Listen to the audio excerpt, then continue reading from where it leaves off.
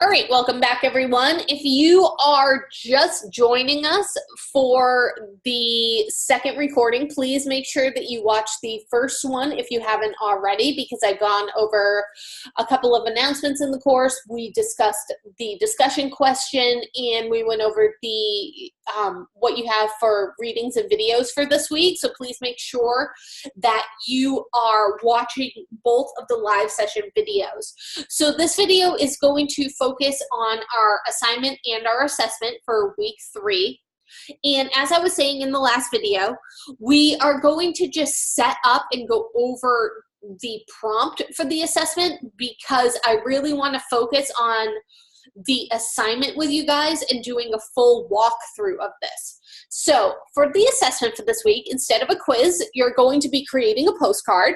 And I've created multiple postcards in my 20-year career. So this is, again, another one of those assignments that's a real world assignment that you're doing, which is great. And because those real world assignments, those are the type of things that potential employers and potential clients are going to be looking for in your portfolios. So you really want to make sure that you are taking your time and doing your best work, putting your best foot forward, so you have a killer portfolio at the end of this program.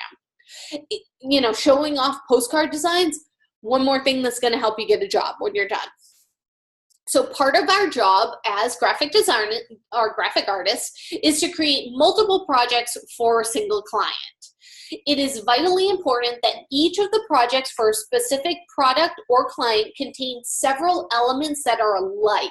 So that way, if we laid everything out on a table, you could tell that each, that the postcard, the menu, the logo, maybe a billboard design, maybe the social media page, they all look as though they belong to the same client. As designers, we're creating the face of a company for the world. That identity must be presented consistently, or the end user will be confused. Suppose, for example, someone has the business card from a store and they are searching for the store itself. If the logo on the card doesn't match the logo on the building, it might be a tough find. However, if the colors, logo, and typography match from business card to building and signage, we've created several visual vehicles through which our target audience can then find us.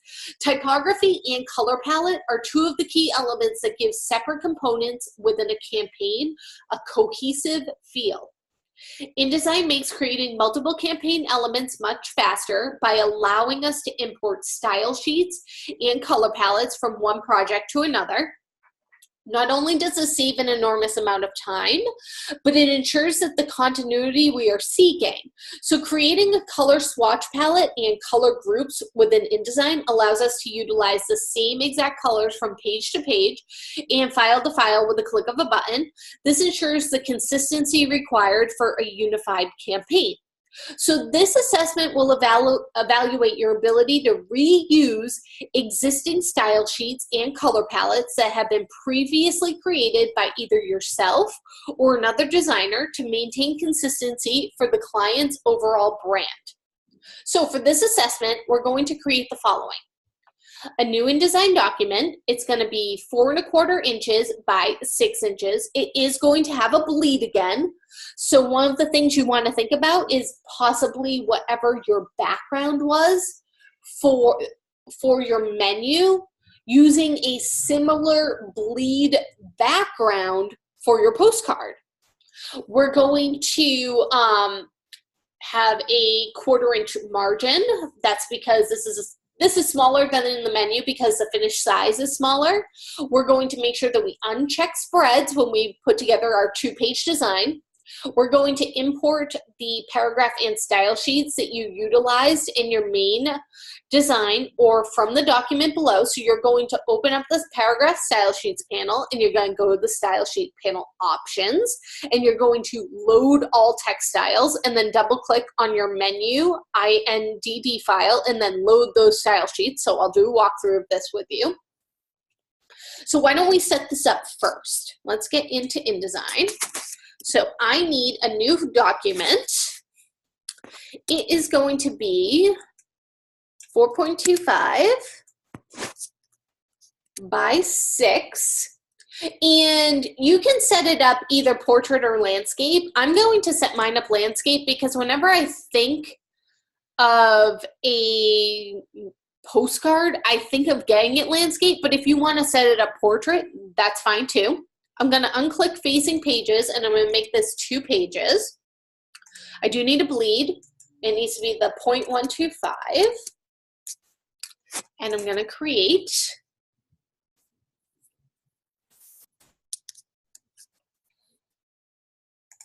Get rid of that.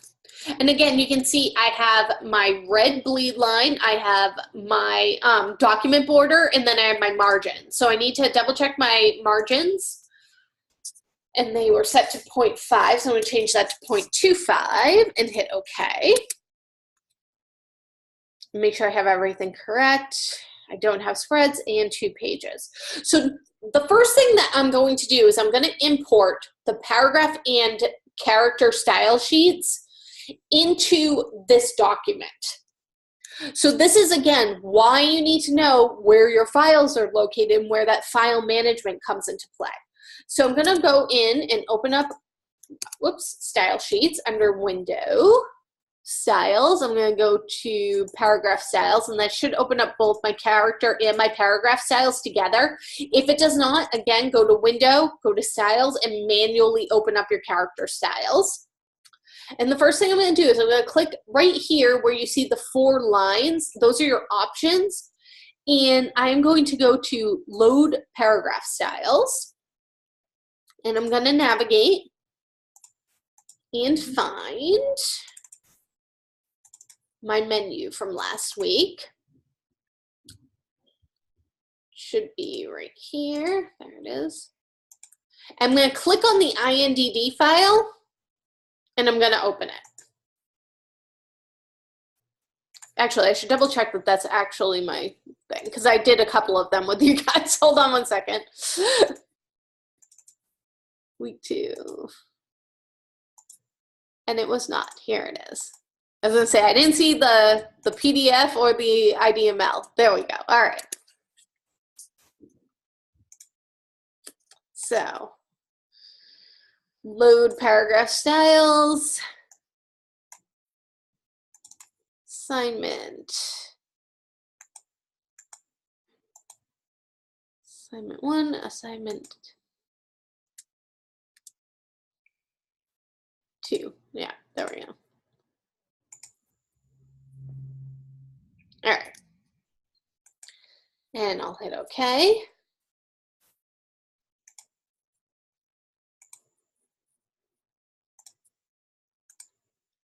Oh, and make sure you check them. I was like, why did I only add 1? So do check all and then hit OK. There we go. I was like, you only did font.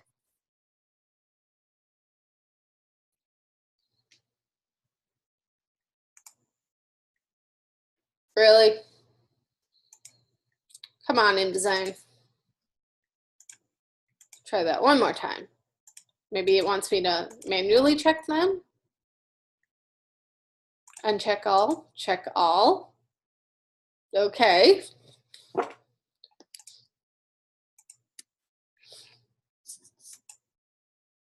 Oh, some of them might be character. Oh, there they are. All right. I was going to say, maybe they're character styles. That's why. Okay. So it will import your character styles at the same time as your paragraph styles, which is good. So why do you think I wanted to import those styles?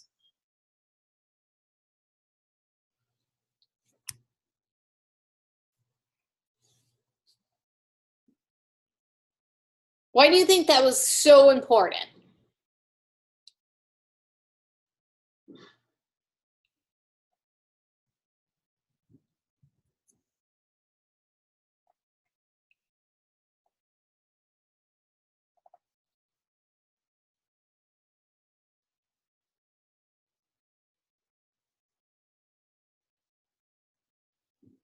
So if your answer is to create that consistency, right, you have actually, that's an even better answer.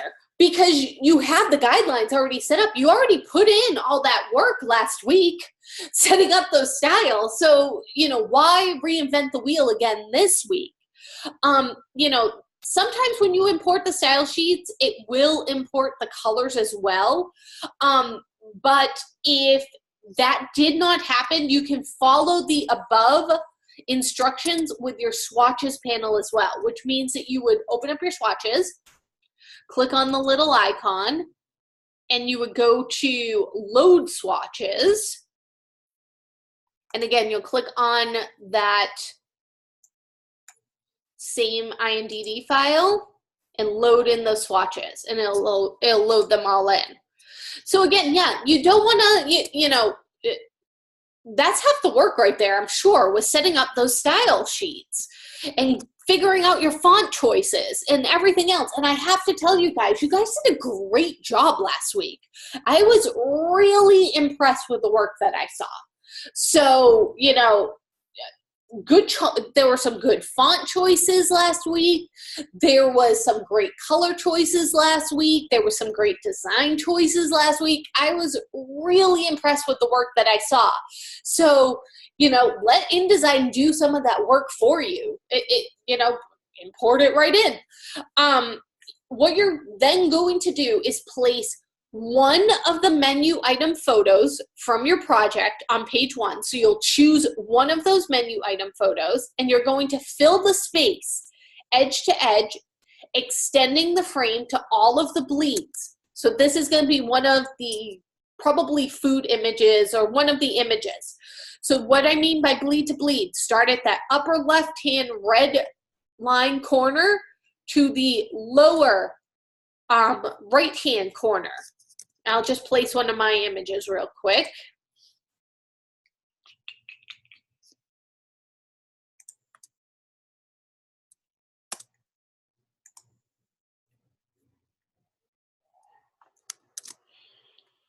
There we go. So again, I gotta make sure I get it right up to the edges of each bleed. All the bleed edges. Next, what you're going to do is you are going to use your character or your paragraph style sheets, and you're going to add a headline that says, buy one, get one, half off on top of the photo. And you can change the color of the text so it's suitable for this design, but make sure that you're using your character or style sheet so you have the same font. And then on page 2, again, page 2, you are going to apply a paragraph and character style sheets and any other elements from your menu that would help to match to this. So on page 2, insert the copy provided below, which is in the sample document.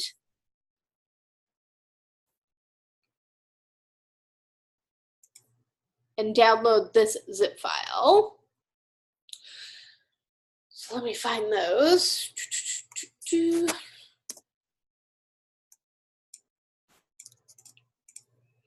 Put everything in my week 3.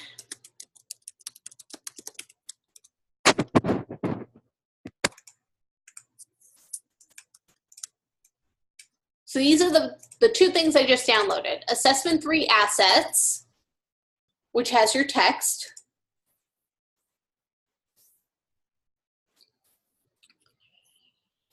Hold for Microsoft Word, please.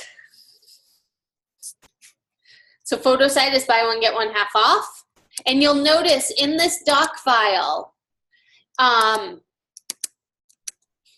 they've given you both copy. Are on the mailing side, you need the logo, you need the address, buy one, get one half off, eat up our early bird specials, weekdays between 4:30 and 5:30 p.m.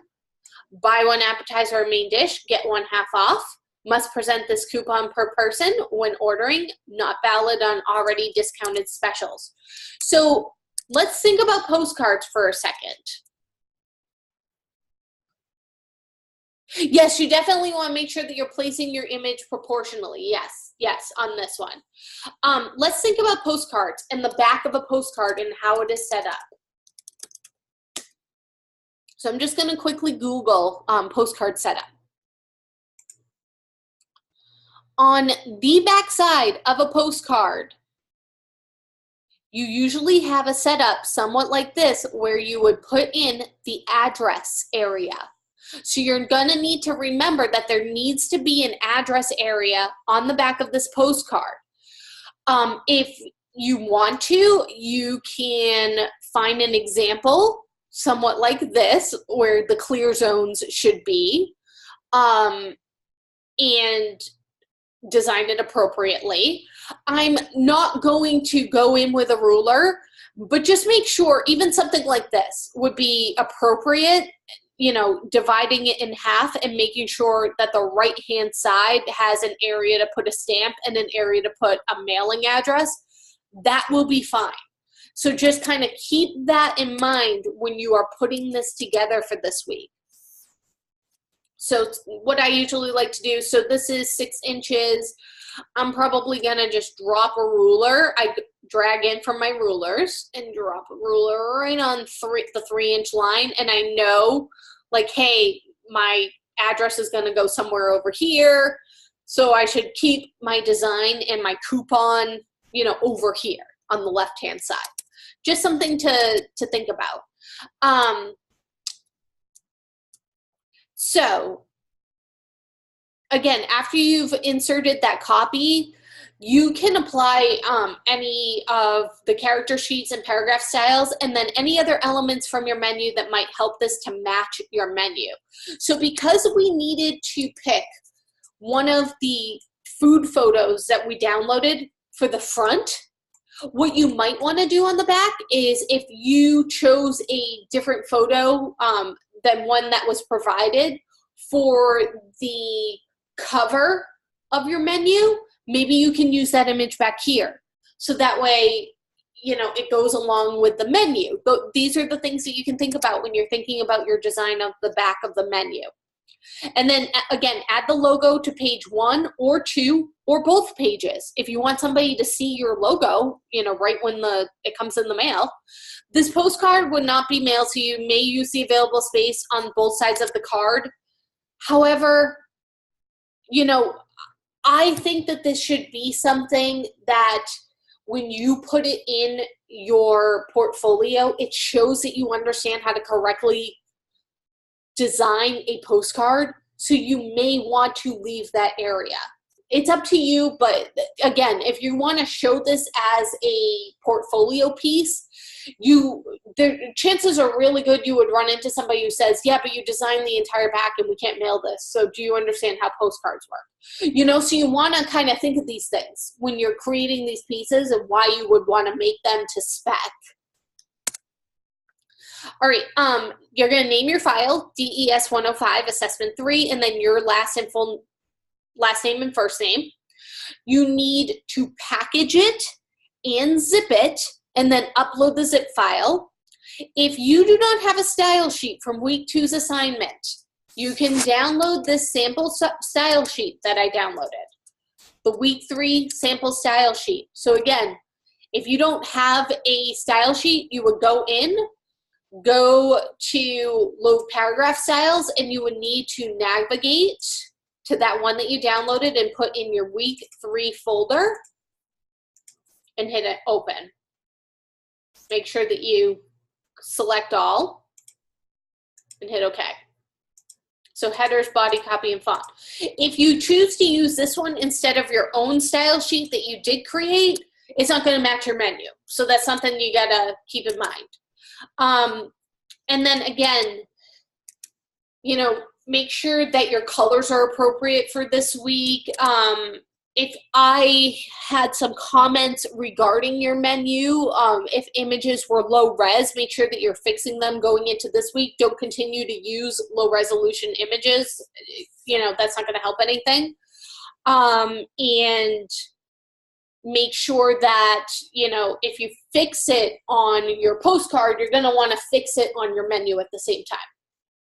So again, just a reminder for packaging, what you're going to do, make sure it's saved first. So let me grab the correct naming convention. Files. save.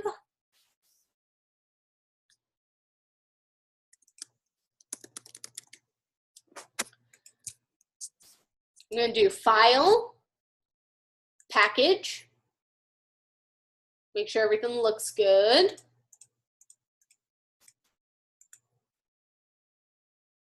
Hit Continue. And again, I'm going to make sure I'm putting it in my week 3 folder, my assessment folder, so I know where to find it. My PDF has all printer marks checked. And then hit Package.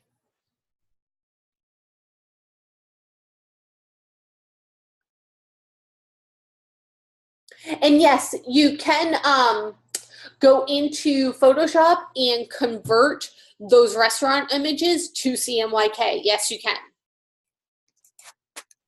And now close this out.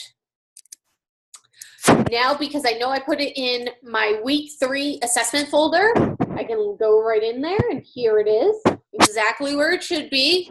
And I'm going to make sure I zip the entire folder. So I want to compress the entire folder. So I don't want to open the folder and then compress it. And then I'm going to submit that zip file. So again, I'll walk you through uploading that. So also you can submit the zip file.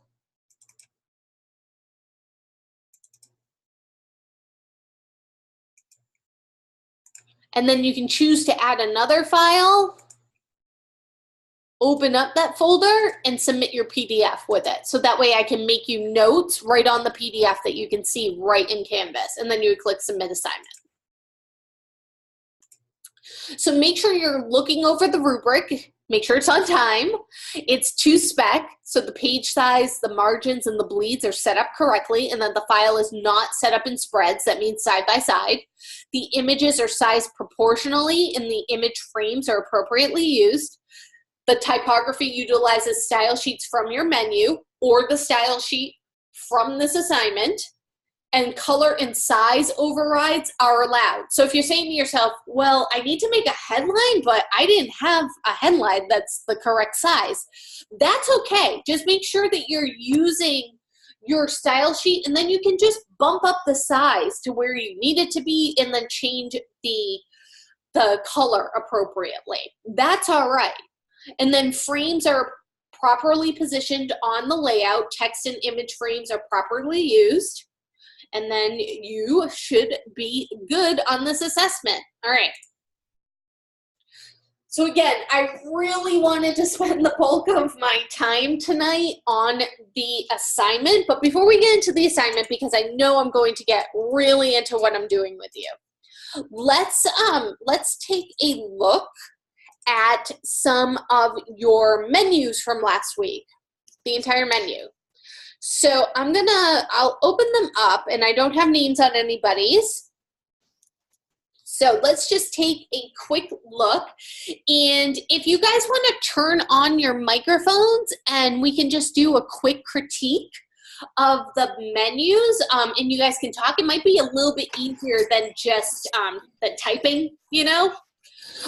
So let's make sure that when we're doing a critique that we remember that, number one, people put a lot of time into their designs. So if there's something that you think needs some extra work, be positive in how it is that you are presenting that. You know, I like to tell people, you know, that we do the sandwich critique. So start off with something nice. The meat of your critique should be what needs to be worked on, and then end with something nice. And, you know, just saying, well, I don't really like it, that's not helpful. So if you feel that maybe the fonts weren't the best choices, or maybe a different color scheme would make it stronger, those are all positive things that we can do to help each other to make sure that you know, we're able to fix it and we're doing the best work possible. All right, so this is page 1 and page 2. So let's have at it.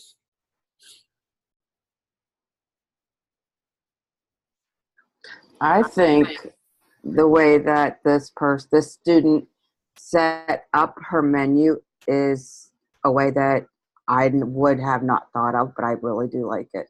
Oh, okay.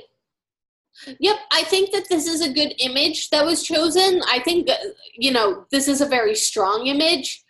Um, and it really like ooh, when you see that, like, look at that fancy drink, but it also kind of like, is that a martini or is it a smoothie? That kind of looks healthy. Exactly. Yeah. That's what I was trying to say, but it didn't come out correctly. You're kind of like, oh, like, that looks fun. And I'm a super healthy eater, so this is a place where I would see that image and I was like, we totally need to go there. So my mom would never come with me to this restaurant. The only thing that, and I'm not trying to down this student, the only thing that should have been fixed was the hours. Oh, as in you didn't like the red for the hour? No. I like that red. It stands out. No, she has 11 a.m. to 11 a.m. Oh, yep. Yeah, that's where making sure that you copy and paste that text is really important, because you never want to retype your client's text if they supply a Word document to you, because any errors will be on you. Exactly. Yeah, so that's one of those things. And I would, this was probably just by accident, but I would remove the borders. It was probably defaulted to have that black border, so I would make sure to remove those Actually, borders. That sort of makes it look cool.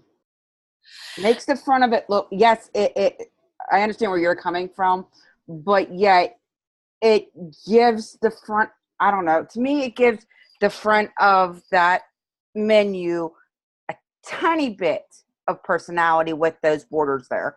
Yeah, I would, if you're going to use them, I would make sure that everything's vertically aligned within the borders then. You're right. So it's not running into it. That's a little distracting. And then here we have page 2. Oh, I like the way she has that first student has it set up. Yeah, I think that this is great. I like the little indent, for the descriptions. It's that little touch that really works, I think. Agreed. So all in all, I think that this is a very strong, it's very easy to read. I think this is a very strong layout for a menu. Definitely easy to read. Oh, yes. All right, awesome. All right, let's move on. Number 2. So this one's fun. This is kind of where those boxes, I like these ones. I think that they're fun. And we've got a little starfish there. So, kind of goes along with we're on the beach. We're by the sea. Right. So I do like this. I wish the background extended to the bleed, though. Oh, I see what you're talking about. Yeah, I think because, the logo's running a little bit outside of it. So I think, extending that all the way to the bleed would make it a little bit stronger. And I don't think that this needs a border on the text. I think a different color choice might have done that. It's just one more thing that I don't think is 100% necessary. But I'm not distracted by it. Right. No, neither am I. But I like how the student has Starlight Bistro going. I would love to know how that student did that. Have Starlight Bistro going up. Oh, like that. Just rotated it. So it's just been rotated just a little bit in InDesign using the rotate tool. Oh, okay. Yep, because these are rotated just a little bit too, so it's kind of everything. It reminds me of when you cut paper out and you kind of paste it down, something there. Right. So I really like that. And then here we have the menu. So we've got 2 nice big photos, and again, using that same font, which I like.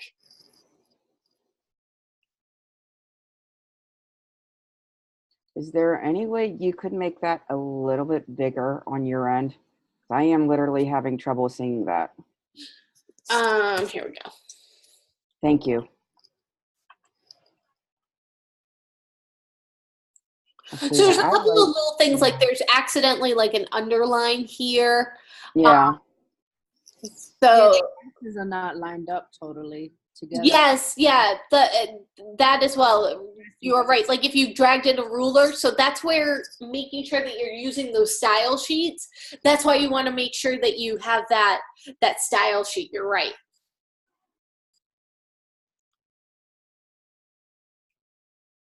So there we go. All right, let's move on. I know this is quick. It's just that. All right, so here's Maxwell. Ooh, I know. Isn't that a great background picture? I love that picture. And this is the fancy restaurant, and that picture is fancy. What is that background picture? If you look really close, it's this is called bokeh, where it's the lights start to blur in the background, but there's also a very nice gold-rimmed martini glass there and a plate. That's just the martini glass is coming into focus, and everything else is kind of going into the depth of field. I think that's just a great picture. And then here we have page 2. Oh, wow. So yeah, this one, and again, we have different wine glasses, but the same feel going into page 2.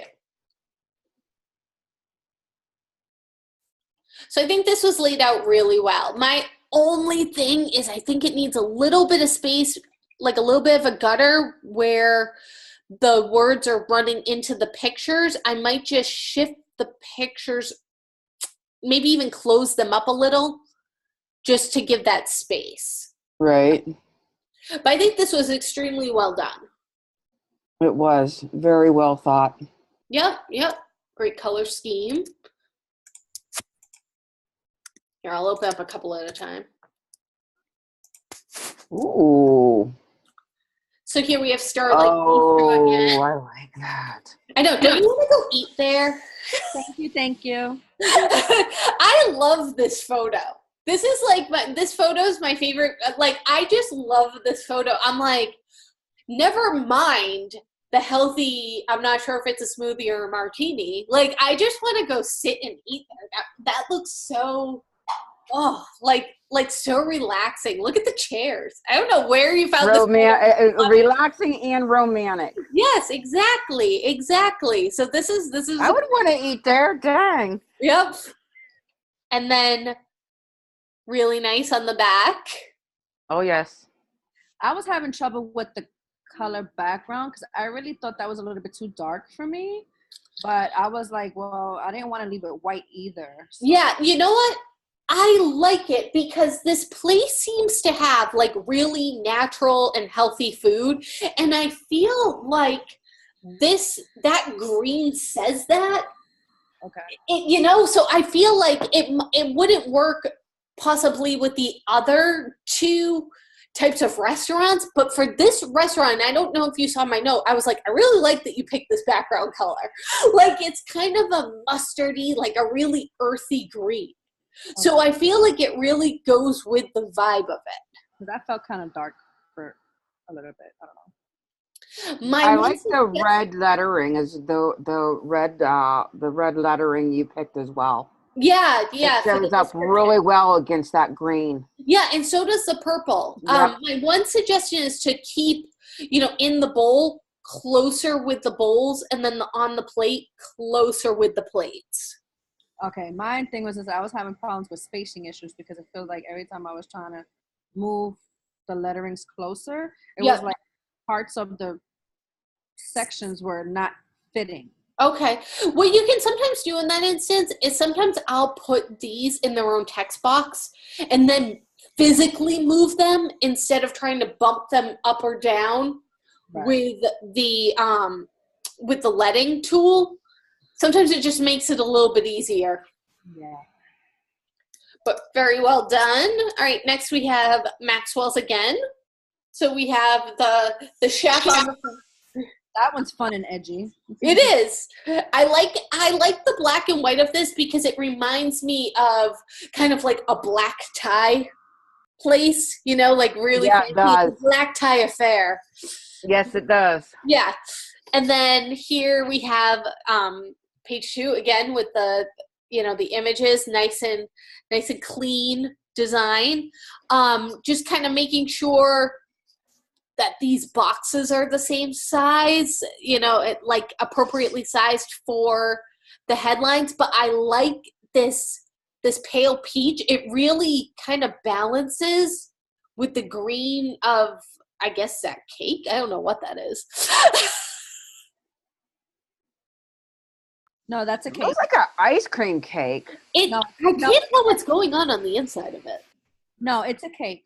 It's a, but it's kind of like a ganache type of cake. It's all right. I mean, it looks delicious. So yeah, I think that this one works. And my one thing is make sure you're using the full logo, so the logo's cut off a little bit and it's not scaled proportionally. So always make sure, especially with logos, that you're scaling those proportionally. But no, I really like the black and white of this. It does. It reminds me of like a black tie. Now I have a question. Yes.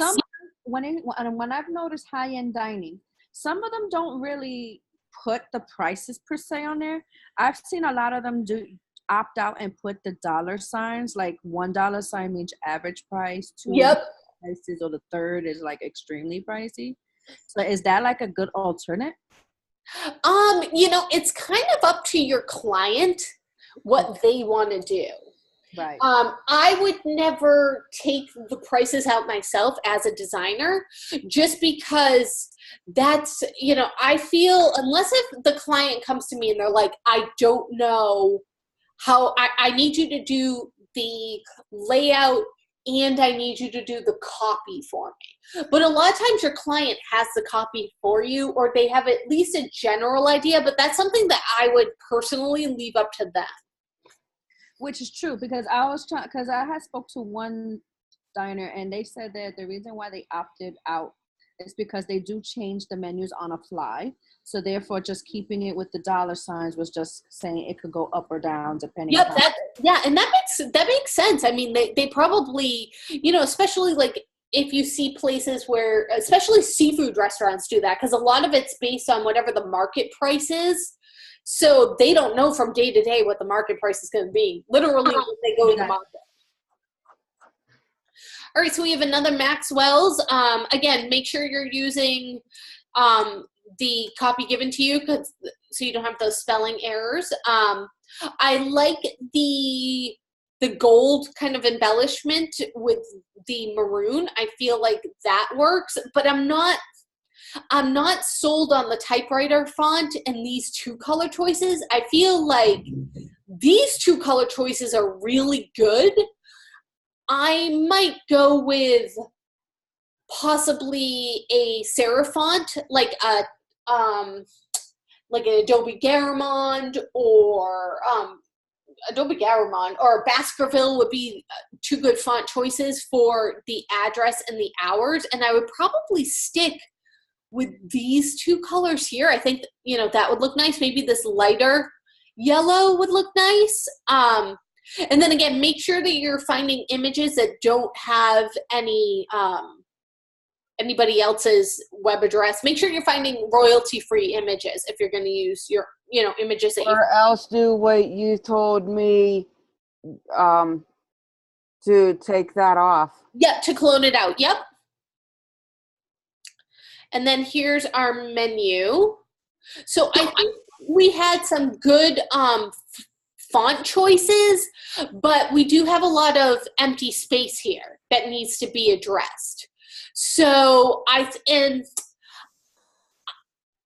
sometimes using the images as a background works, but I don't feel for it doesn't in this one that that's working for this one. And I can understand it because there's the pastas and everything, so using those images in the background, and the beef and using the steak in the background, and then the desserts, so using the dessert in the background.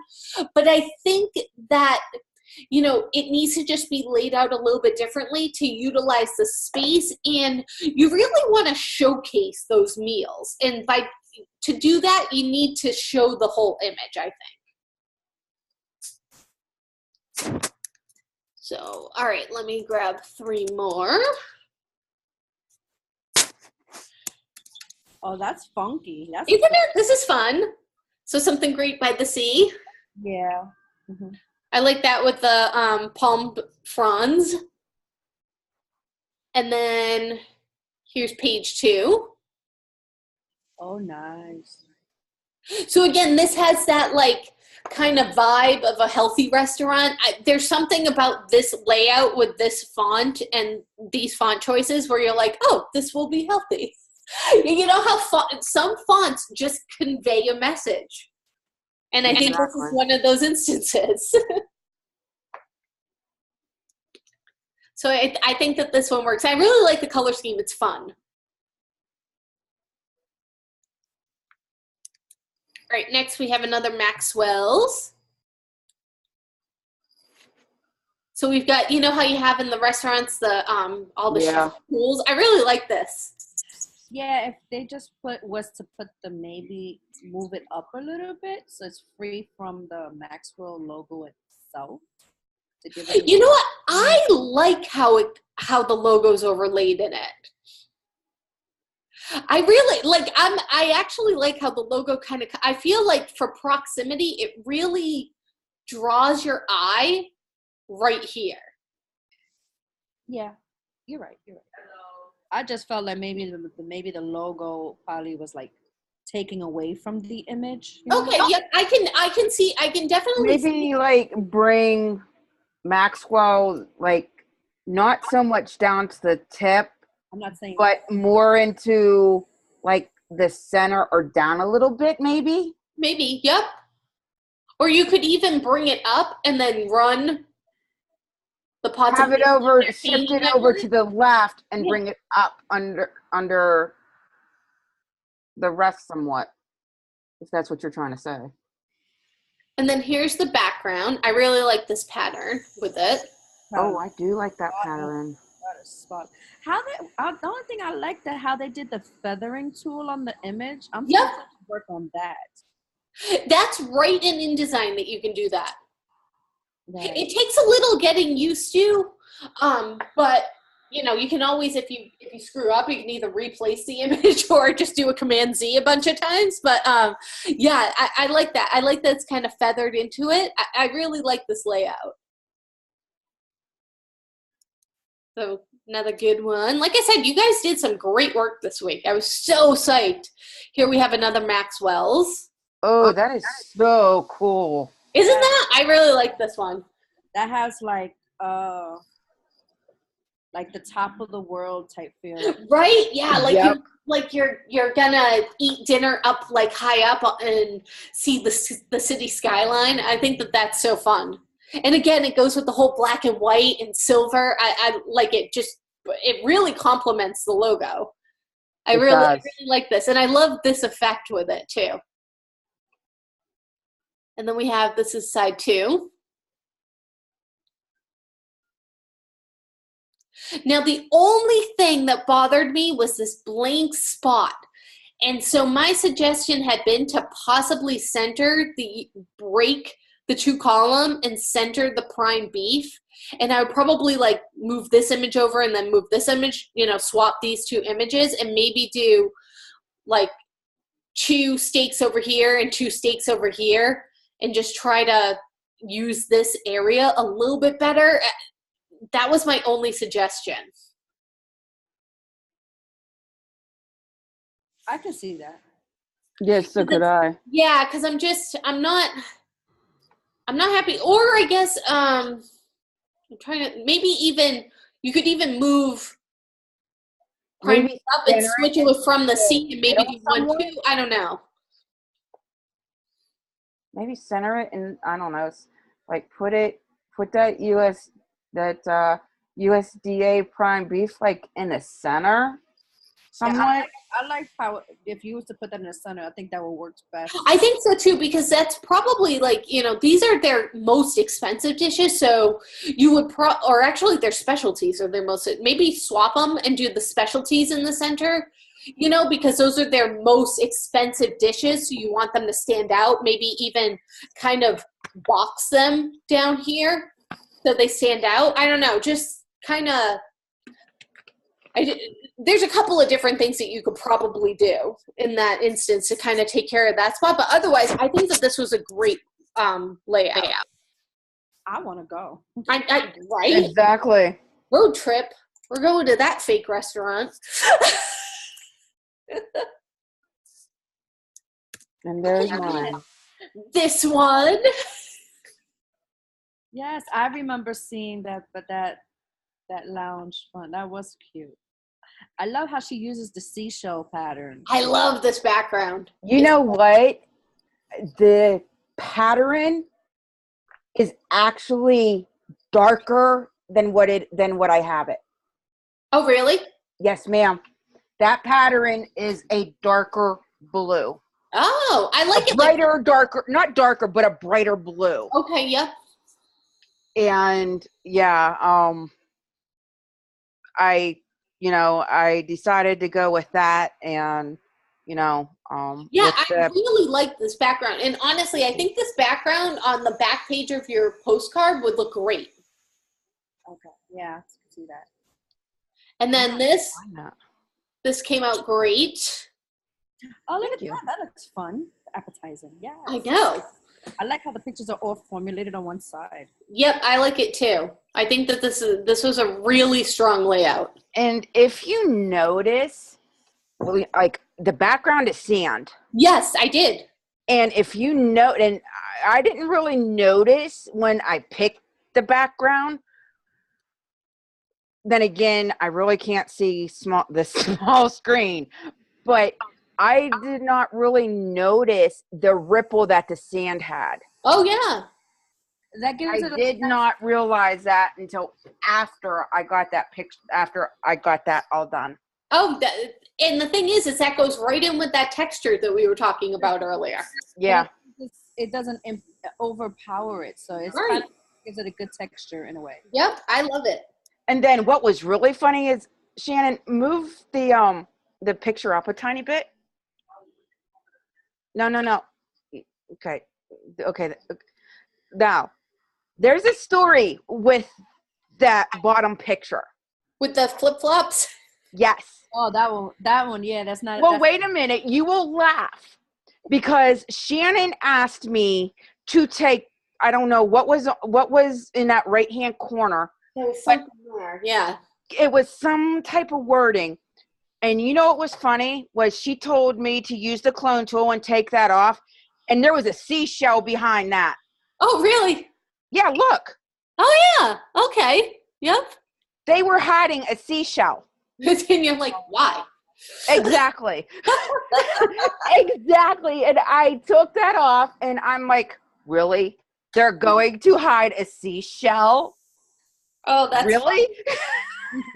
That's too funny. Nice. I figured you would get a what? Okay. My boyfriend's like, what are you talking about? Okay. You see the right hand bottom corner. Yes. No, I'm talking to my okay, yes. Okay. You see the right hand corner right there.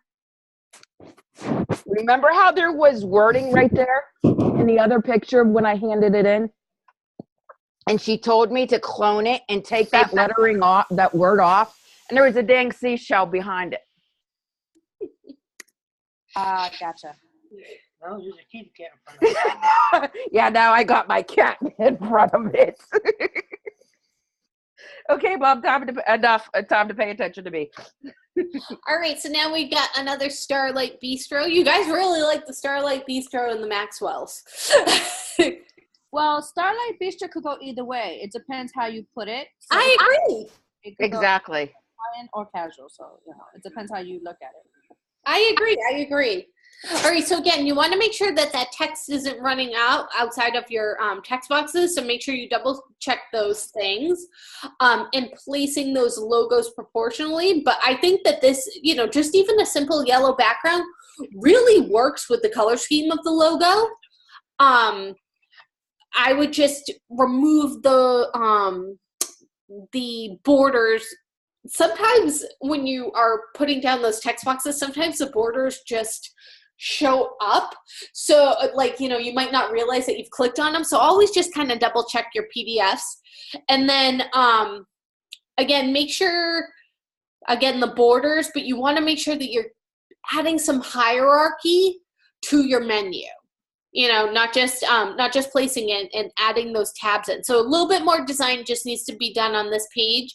I think that this is a good start layout wise, and using those flip-flops could, you know, definitely be good. I would just crop them out a little bit, something, I'm not exactly sure what happened with the flip-flop right here. So just double check that. But I think this is a good start. It's on the right track.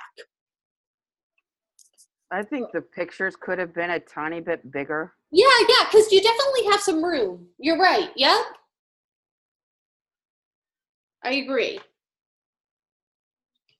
All right, let's look at this one.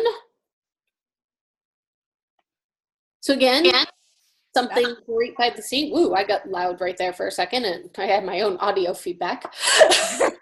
I'm like, oh, that's my voice. I just feel like the picture on top feels away from the picture, don't you think? Yeah, like going back to the proximity, keeping things kind of together in a way. Yeah, but it looks like it's facing the opposite direction, like it's going away instead of yes, exactly. Like maybe just flipping it so the chair is pointing this way. Little things like that. You're right. Little things like that can kind of make or break something. I'd even like to see this green extend all the way to the bleed, so it runs kind of like a bar, and then just kind of vertically centering this, I think would be really nice. But you're right. I think just kind of flipping that's a really good observation. Let's see. And then we've got the same background color, which I think works because this is kind of similar to the background that you had used. And again, I think it's a good background color. But again, make sure you're using those style sheets. The smoothie, the in a bowl, on a plate, and in a glass could be in a different color, maybe. Yeah, or just even like the consistency, you know, and I can see like I kind of like this bouncing back and forth, but you want to make sure that, you know, again, that you have that consistency. I like this setup. I would do probably, but I can see where, you know, maybe setting up the smoothies a little bit different, but if you're going to set it up that different, like maybe even just block it out, you know, make them their own section so they don't feel like they need to adhere to your style for the like the food items. Right. All right, we got two more. So this one's fun. The walk and roll. I really like just how bold this is. Yeah, I think that's cool. Yeah, this one's fun. I love the diagonal of it. I you know, it's when you get down to it, it's a pretty simple design, but it's like, man, it's like boom when you see it. I love it. I love this one. And then this is a great layout too. Using the logo and kind of breaking it up to the two. Oh, that's cool. Isn't that cool? I really like how this one came out.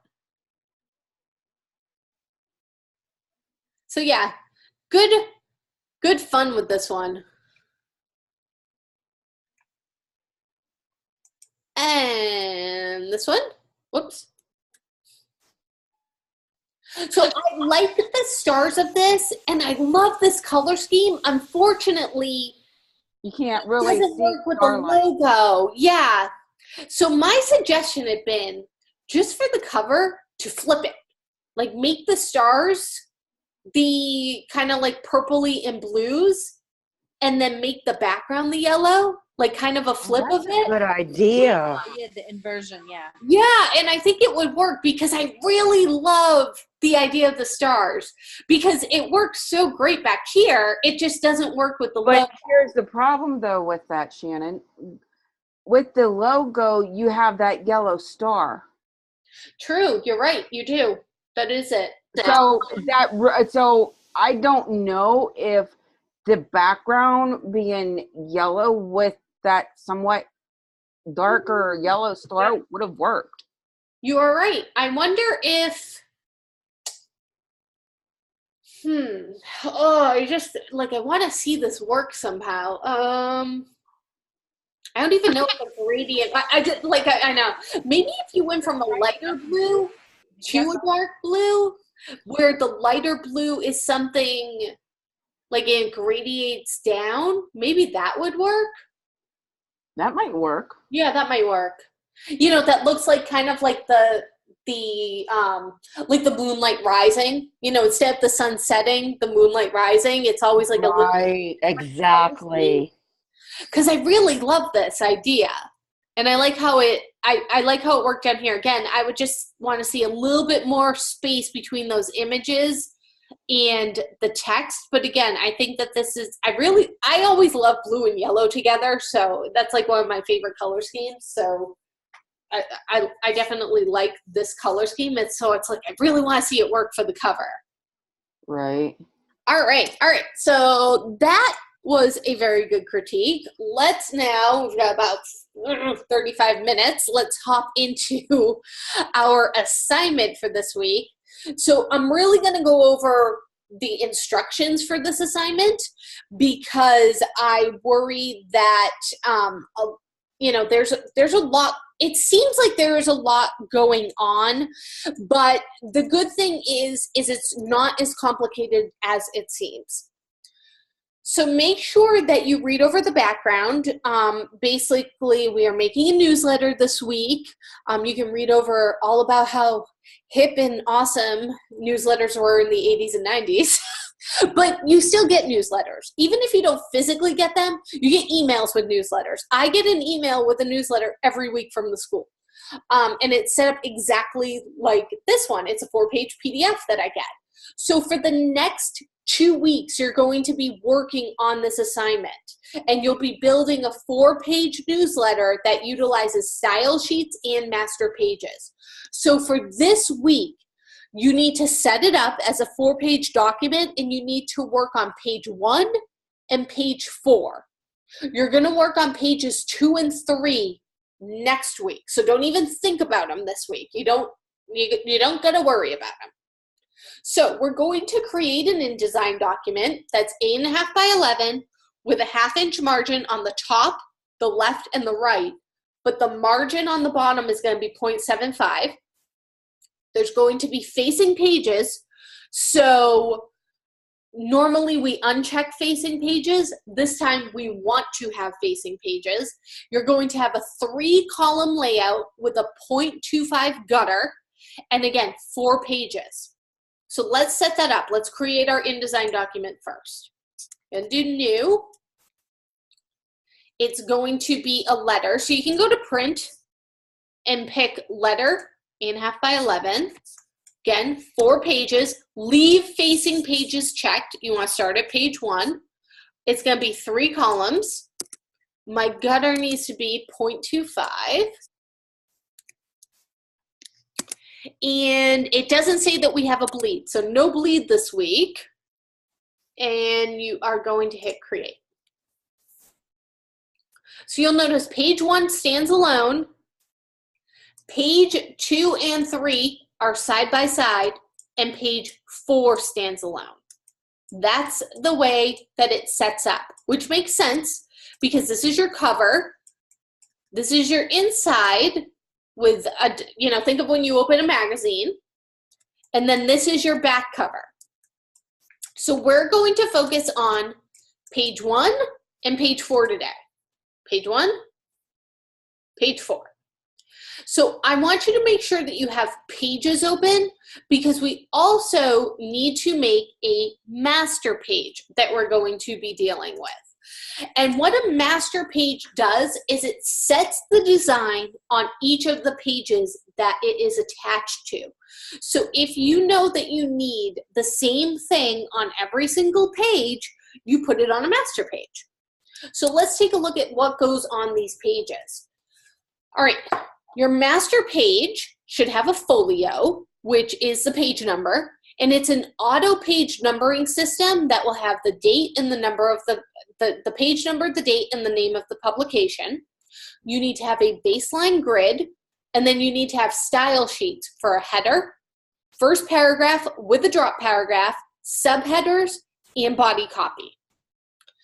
Page 1 is going to be the cover, which includes the flag, which is the logoed title of the newsletter, a table of contents, the featured article, and the sidebar article.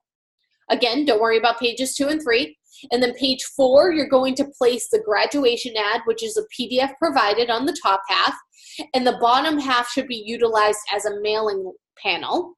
And then you're going to make sure that you remove the page number from page 4 and any other elements from the page bottom, so that way it's mailable. You're going to be encouraged to follow the general layout from the example. So this is one of those times where you don't have to worry about like being creative with your layout. You can follow the example that was given to you. So that way you can focus on just the learning tools of this assignment. When you're finished with your design, you're going to create a packaged folder and be sure that a quality screen resolution, so a high-res PDF, is included that doesn't have the bleed marks because we didn't set this up with the bleed. And then we're going to zip that folder and we're going to upload it. So first thing you need to do is you need to download the Student Matters newsletter assets right here. And that package file includes the flag, which is the logo, 7 different Word files that have your copy, 7 photographs, style sheet specifications, the graduation ad, and the final newsletter layout PDF, which shows you exactly what it looks like. So when you download that, you're going to put it in your Mod 3 folder. You're going to make an assignment folder, and then drag in and unzip your Student Matters folder. You can see I have my assignment folder and my Student Matters folder. If you want to see what it looks like, let's open it up. So here's page 1, and here's page 4. So you can kind of see that, you know, the most work this week is going to be in page 1. Page 4, you're going to be placing the ad and just placing the text. Pretty easy, which is good. We like easy. We always like easy. And I'm going to show you a couple of my patented Shannon tips and tricks on how to make this a little bit easier on yourself this week. So let's find first our style sheet settings and open that up. Close out my assessment text. So here are your presets. You need to have a baseline grid. And in the slideshow this week, I have shown you how to make a baseline grid in case if you forget between, you know, watching the live session video and you don't want to be clicking back and forth. I gave you a link. So let's visit that link on creating and using grids. To set up a baseline grid, you're going to choose Edit, Preferences, Grids, or go into InDesign and go to Preferences, Grids on your Mac. So let's go into InDesign. Let's do that first. So InDesign, Preferences, Grids. And then we need to see what we need to set that up as. Go back into Word. 15 point starting at 0 relative to the top margin. So start at 0 relative to top margin, 15 point. And you might need to change your view threshold down to 65%. And here's where you're going to need to remember to do this. This is the part I always miss. Unclick grids and back so you can see it. And you might even want to make your grid some random color like lavender or Fiesta. Let's go with Fiesta and hit OK. And view, screen mode, grids and guys. Show baseline grid. There we go. All right. So if you can't see it after you've done that, you might need to go to view, grids and guys, and click on grids and guys or grids and guides and click on show baseline grid if you don't see it. And you can see it just gives you kind of lined paper, and it comes back when you're more zoomed in. If you zoom all the way out, you might not see it. And then if you hit plus, you'll see it. Baseline grids are one of those things, getting them to show up on your page is half the battle. So again, the biggest part is making sure that you uncheck that grids and back. It defaults to that, and then you can't see the grid, which you have to wonder, like, Adobe, why would that be your default? If I'm going to all of this trouble to set up a baseline grid, don't you think I want to see it, maybe? But hey, you know, I'm not the Adobe engineer. I'm just the person who deals with their product. All right. So once you get everything kind of set up, make sure you save and save often with this file. You don't want to find yourself with, you know, having it die on you or something. And I don't see where they gave you the naming convention. Most likely it's the same like we normally do every week. Yeah, I just didn't know if they gave it to you something different. So I'm going to tell you to save it as DES 105, kind of the same as everything else that you normally do. Just do assignment 3. Please put it in the correct folder, hit save. And again, save and save often. All right, so that was the first thing that we need to set up. Next, we have our style sheet specifications. So this is the size of type right here, and then the leading. So 12 over 15, 15 is your leading, times Roman. So this is our body copy style. So let's set up our style sheets first. I am going to do these as character styles because I don't know when I get in there if I'm going to have too much information in a paragraph, and you know, it can start to get messed up if I do a paragraph style and I need to change certain things within lines of text. So I'm going to set these up as character styles. So I'm going to do my first one. And it's going to say character style 1. I'm going to double click on it, and I'm going to name it body. So that way I have a reference. It'll be based on none. And for font family, I need to have Times Roman. And if you only have Times New Roman, that's fine. Any times that you have on your machine is fine. It needs to be 12 point over 15 point. All lines aligned with the baseline grid aligned left.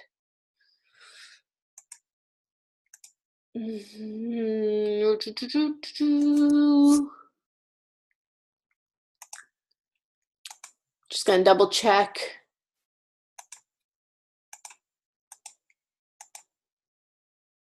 And we'll align it with the baseline grid when we're setting it up. I just want to make sure that I didn't miss anything weird. And hit OK. All right, so we got the body one. Next, we're going to do bullets. So body copy plus bullets, left indent. So this one's probably going to have to be a paragraph style. I believe bullets are paragraph styles. I'll try it under a character style, but it might. I'm going to name this bullets. It's going to be based on body. Character, open type. Yeah, I think I'm gonna have to do this as a paragraph style. So add in a new one, paragraph style, name it bullets. I'm gonna base it off of, at this point, basic paragraph style. So 12/15, bullets, there we go.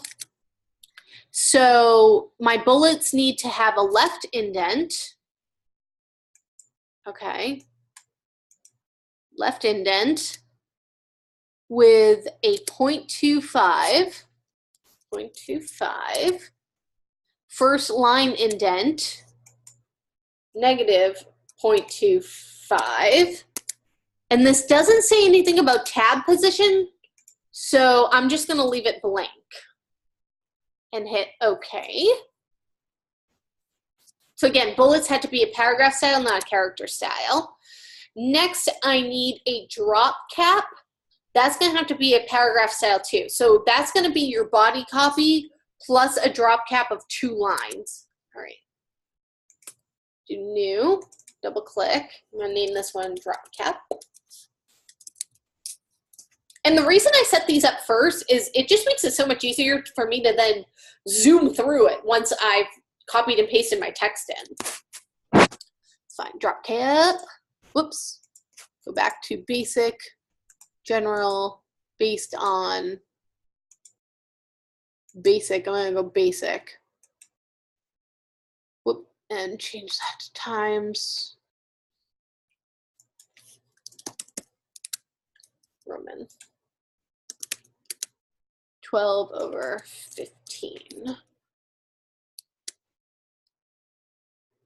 And drop cap. So I need it to be 2 lines and 1 character over.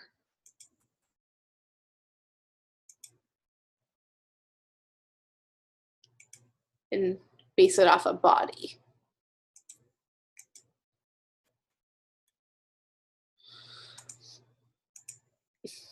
Just make sure it doesn't have any bullets attached to it.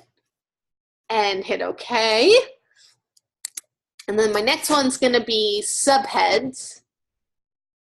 So body copy, but I'm going to change it to 14. Make sure it's bold and red. So again, I'm going to go a character style here. You can delete that. I'm going to do new. Double click on that. Base it off of body. Times New Roman. It needs to be bold. 14 point. And I'm going to leave the leading where it is. And then character color is red. So if you don't have a red, you can create a red. You can even open up your mockup in Photoshop and see what the red is in this mockup. Because I know there's a red in here. Right on that flag. Let's see what this red is. 15, 100, 105 is my CM1K breakdown, or I can grab my hex color code. So I'm gonna name this color swatch newsletter red, and my breakdown was 15, 100, 105. So 15, 100, 105, and I'll hit okay. Make sure you're processing CMYK, and I'm gonna add that swatch and do done.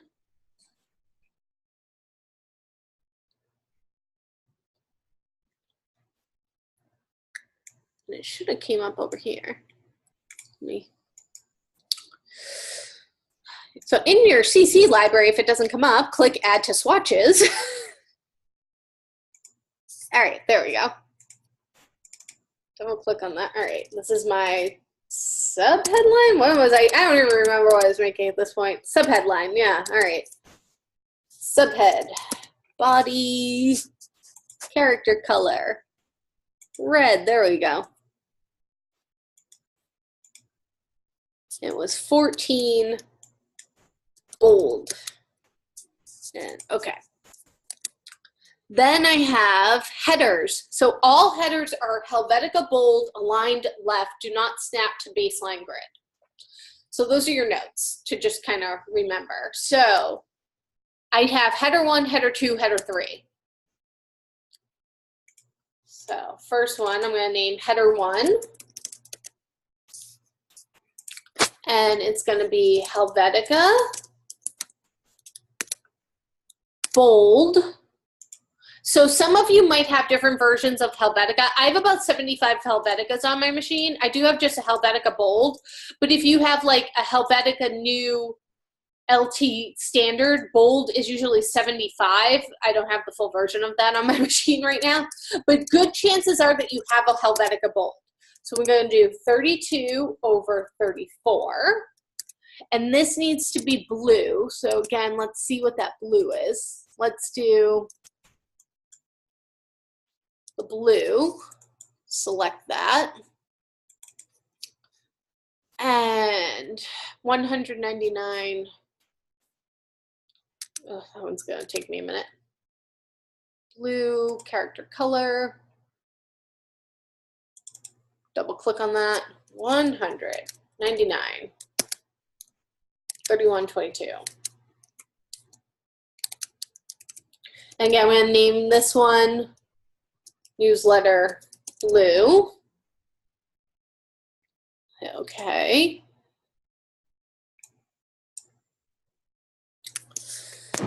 And I'm just going to hit OK, add that to my swatches. There it is. Go back into my style and fix that. Double check everything else, hit OK. Then another one, it's going to be header 2. It's going to be based on header 1. That one's going to be 2425. And you may wonder why 1 is the biggest one, and this might be a little bit more interesting than you cared to know at this point, why I'm naming them the headers this way. In web design, the biggest header is always header 1, and as they get smaller, the numbers get bigger. So in my head, I set things up even in print the same way. So that's why I'm naming it, you know, header 1, header 2, header 3. And if you get into the web classes, that'll really end up helping you out. So just a little note there. So this one's going to be 24 over 25. Also blue, hit OK. And then one more, header 3 is going to be red, and that one is going to be 18 over 19.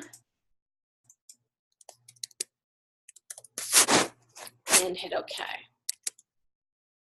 And that should be all of our styles. So that's all of our styles. So I'm going to close that out. Got all of our styles here. Got them all in. I'm going to hit save because that was a whole lot of work. I would hate to lose that. All right. So this is where it's going to get a little bit interesting and how I tend to set things up when I need to make something look exactly how, and I might go a little bit late tonight, so I do apologize, but you know, this is kind of important information. I think it'll help you out. So when I need to set something up to look exactly like an example, what I do is I go into my layers palette and I make a new layer and I put the first layer as example and I place my example on it. So I'm going to do a Command D. I'm going to go into week 3 and find that assignment. Whoops, wrong place. NL mockup. And for page 1, it doesn't matter how you import it. You can just hit open and place page 1. There we go. And you might want to We're just going to place that for now. All right. Next, what I'm going to do is I'm going to go into my pages. I'm going to double click on page 4. I'm going to do the same thing. I'm going to place page 4, but there's an extra step you need to do to get a page 4 of the PDF to place. So I'm going to do File Place again, NL Mockup. I'm going to click Show Import Options and hit Open. And now it's going to tell me what page do you want. So I'm going to tab over to page 4 and hit OK. And now it'll just place page 4 for me. Once I've done that, I'm going to go back into my layers. I'm going to lock this example layer, and I'm going to work off of the layer above it. Now I can just build this on top of the original, and before I save it and make my PDF, I just turn off that layer and mine will be on top. So we need to look at what is going to be on each page. And there are certain things, if you remember, that were going to be on each page. Was it in, which one was it? Was it in my style sheets? Nope. Sub tip, healthy snacking, how to succeed. Oh, it was in my instructions. Never mind. I'm like, I know I read this. Here we go. So my master page has to have a folio with all the page numbers, auto page numbers, the numbering, the date, and the name of the publication, and then it has to have a baseline grid and a style sheet for the header, blah, blah, blah, blah, blah. We already made the style sheets. We already made the baseline grid. What we need to do is make this folio on our master page. So let's go to Pages, and up here where it says Master, we are going to double click. And you will notice that there are 2 pages in the spread, but page 1 doesn't show up. And you'll also notice that the layer that we placed, our example, is not showing up in our master page either. And that's because we placed it on page 1.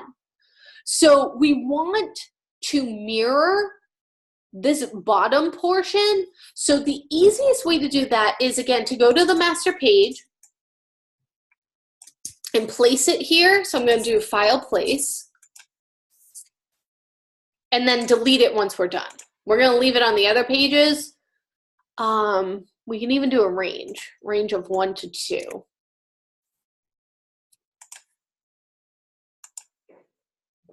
Oh, whoops. Cancel. I was on the wrong layer. That'll happen. Go to the layer that's not locked. There we go. 1, 2. And you will notice that on page 2, not that we need to deal with page 2, but on page 2, it's reversed. So something you're going to have to think about. Now, to figure out which of these pages is attached to page 1, I'm going to click on page 1, and I'm going to turn off that layer. And you can see that it placed page 2. And this may seem a little bit weird, and it is a little bit weird, but it placed page 1 on the left and page 2 on the left, on the right, on page 2 and 3, and then it pasted page 1 on page 4. So this is a little bit bizarre that it does that, and I don't know why it does that. But up in the master, basically, we're going to have to start over here. And that's the reason why I set it up this way. So you can kind of see how to set this up. So I'm going to move page 1 over to the right. And as soon as I do that and click on page 1, it looks correct. I don't know why InDesign set it up this way. If it confuses you, you are not alone. It confuses me every single time, and that's why I had to do this. All right, so what I want to do is I want to copy the way that this looks right here. So I know that I'm using Helvetica and Time. So seem to be my two fonts that I'm using for this entire thing. So what I'm going to do is I'm going to draw a text box over the PDF that I placed, and I'm going to change my font to Helvetica.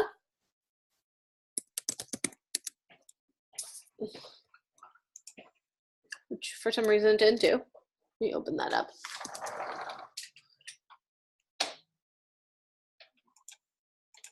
There we go. All right, I need Helvetica Bold. And I'm just going to type in Student Matters.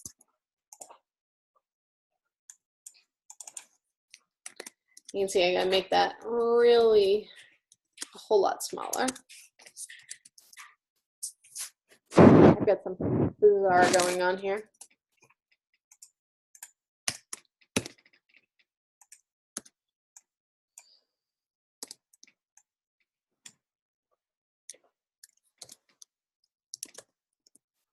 Helvetica Bold.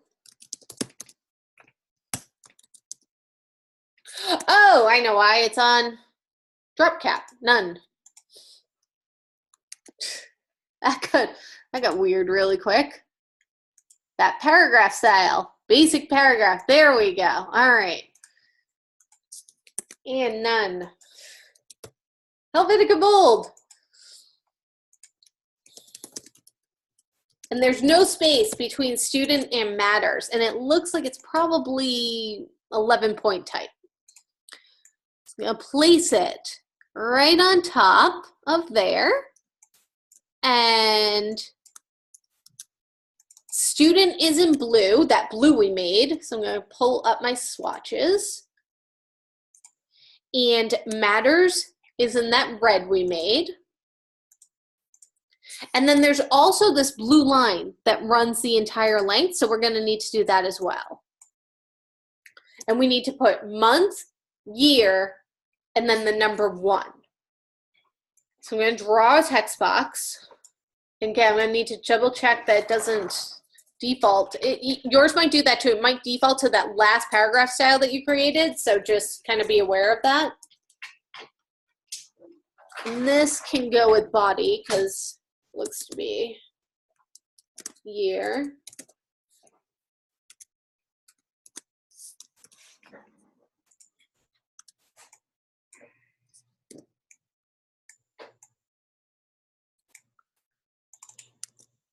It might be 12, maybe 11-point. So that's 11-point type as well.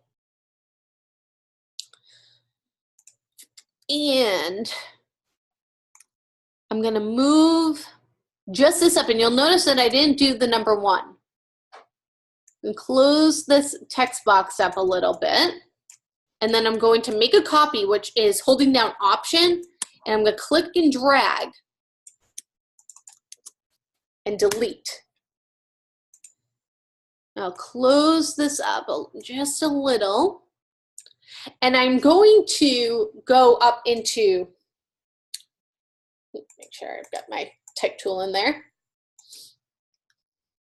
Edit, or sorry, type, insert special character,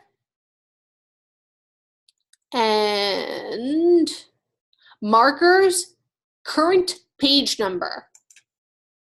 And it's going to put the letter A, which is fine. And then I'm going to draw that blue line using my pen tool, which is right here, or hit the letter P.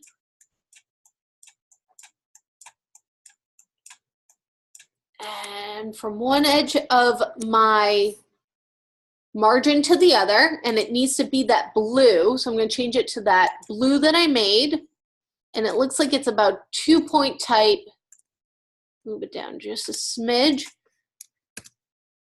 And I'm going to delete out that PDF. So I've got the page number and the month, year. You can put in the month, year if you want. It's really up to you if you want to do March 2018. You might want to right-hand justify it and then open up that text box just a little bit. So now when I go over to page 1, you'll notice that Student Matters is there, I can't select it. And March 2018 and page 1 is there. And page 3, it's set up exactly like it's supposed to be. We're going to have to fix page 2, but we'll do that next week. But it's not on page 4. So it ended up that page 4 is going to be the same as page 2 whenever we set this up. So we're going to need to remember that next week. But again, we'll deal with it next week. It's all set for right now. So I'm going to go back into my layers, and I'm going to turn that example back on, and we're going to start to set this up. And you want to put in the graduation ad. So you're going to place it. You'll go to that Student Matters folder, or not the graduation ad, I'm sorry, the flag is called, where is it? Oh, Student Matters header, I bet you, is the correct thing. Place that in, and it's placed right on top. And you can kind of see by toggling off and on things. And then just start to set up things that are going to be in the background.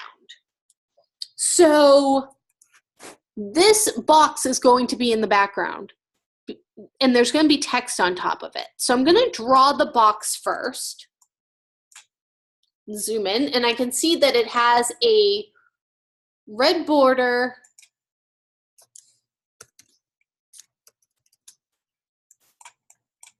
and it's a shade of that blue that I made. And maybe it's 2 point, the border. Grab my swatches, and I'm gonna fill it with that blue, maybe 20%. And you can even go to stroke and turn that border to the inside, align the stroke on the inside and get it inside of the margin that you created.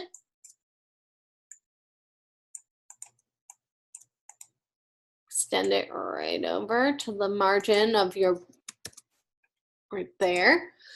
And we're kind of running close on time. So what I'm going to do is the last thing I'm going to show you, because you guys know how to set up text boxes from last week. You guys know how to add your styles to your text boxes.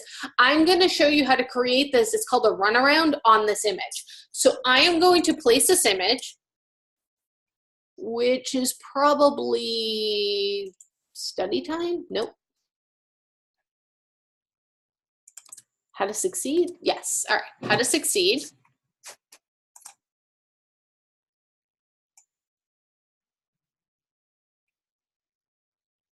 And you'll notice it's cropped a little bit. So I gotta see where it's cropped. It's kind of cropped to his hair right here and right there. And I want this to have a runaround. So up here, you'll notice that, well, first off, you can actually fill content proportionally, and I should have shown you this last week, and I do apologize for that. So if you're having trouble getting those images to fit, try to use these items up here that are already set up for you, and that might make it a little bit easier. But then also up here, you have the wrap around bounding box. You're going to need to add one of these items to it. So let's click on wrap around bounding box, and we need it to be a little bit bigger. See, they changed the way to do this from like the last version, which I hate when they do this. Do you wrap around bounding box, but I need it to be larger. Object. Yeah, I might have to look this up.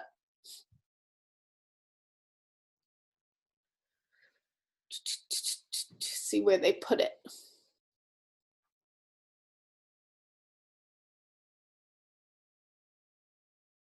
I hate when they move things.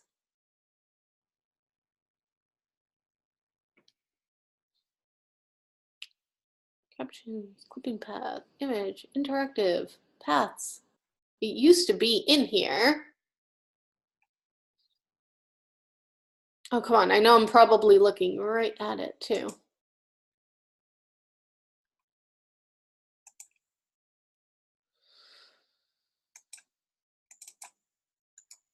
Ugh, I'm going to Google this.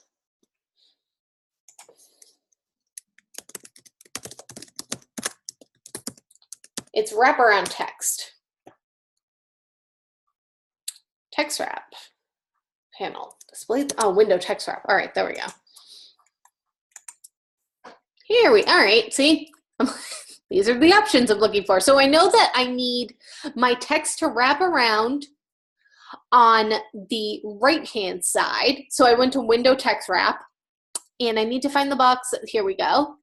And you'll notice it's gonna start to move this red bar right here over so you can see how far it needs to go. So 0.1875 will be fine. And you want it to wrap to just the right side. And you don't want it to wrap on the top. So you gotta unlock them. That can be 0. Needs to be 0.1875 on the top. This can be 0 and 0.1875 on the right. So you need to unlock these sides. Now here's the thing. This text box right here does not need to be wrapped. So what you are going to need to do is you're going to need to draw this text box and bring it to the front. Bring it to the front. And this text box is going to need to go behind this image. That's the way that this is going to work. So you're going to need to kind of work with this and figure this out. And then for your table of contents, those tabs that we did in the menu, that's how you will set this up. So all of the things that you did last week, these are the types of things that you're going to, what was that? Oh, did you have a question?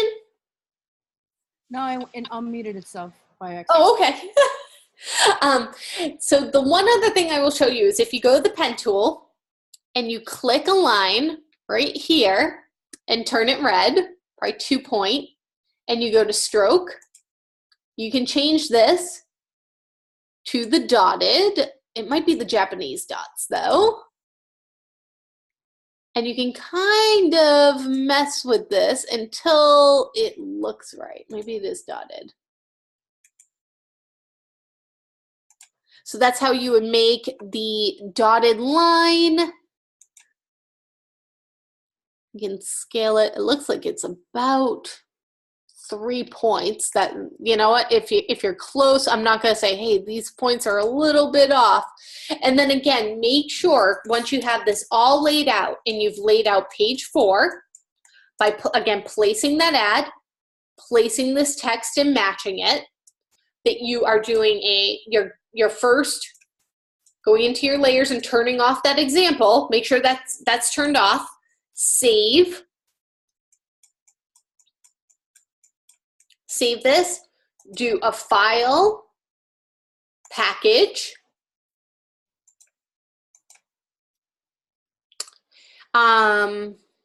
This is RGB. You might want to change it to CMYK so you don't get that error. Hit package, continue. Again, navigate to week 3 to where your assignment should go, and where it says include PDF. Change it to high quality print and hit package and OK.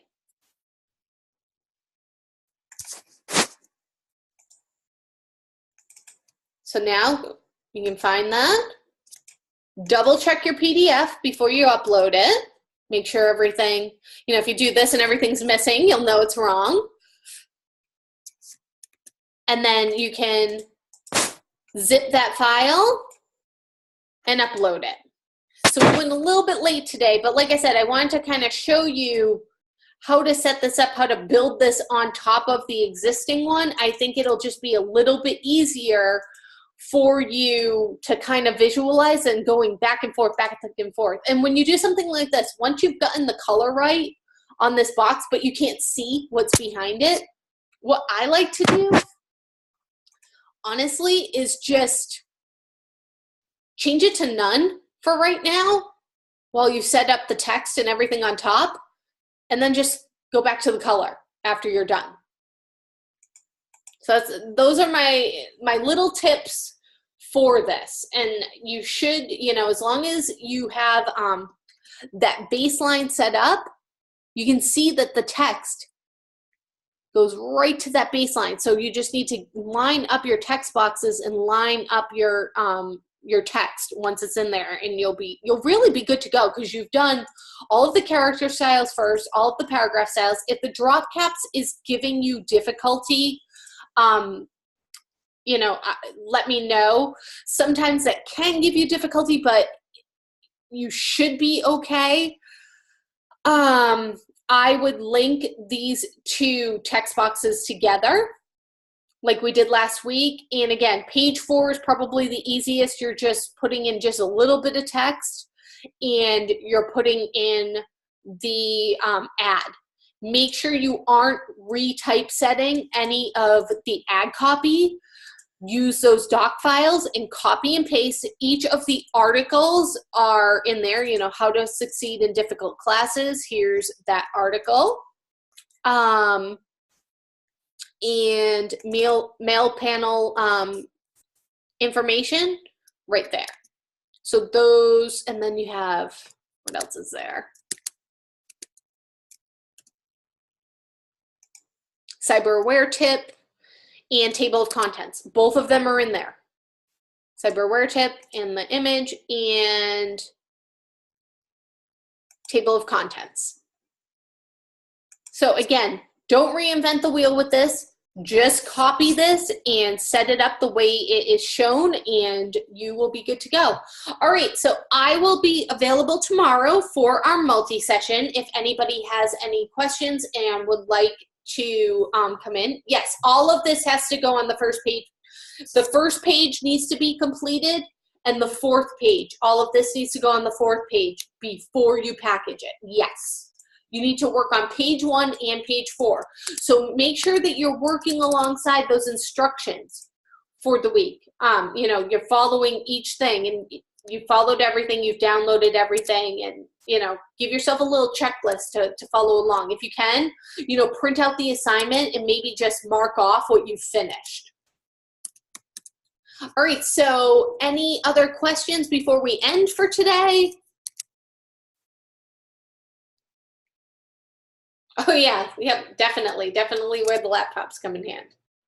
And again, I did give you guys that link for the grids to kind of help you out. So make sure that you're referencing my my slides if you need to. There's that link in there to help you out with the assignment, setting up those grids. And don't forget to uncheck that show grids in the back.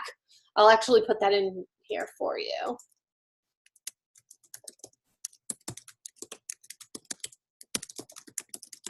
And set to 65%. View, show baseline grid. There we go. So this should help you out this week. All right, well, thank you guys for coming and for being a part of the critique tonight. Definitely a lot of info for this night, but again, another really great project that will look awesome in your online portfolio. So really take the time this week. Don't wait till the last minute to work on this. Don't rush yourself. And again, if you have any questions or concerns, I will be in the multi-session tomorrow, so I hope to see you guys there. All right, have a great night, everyone.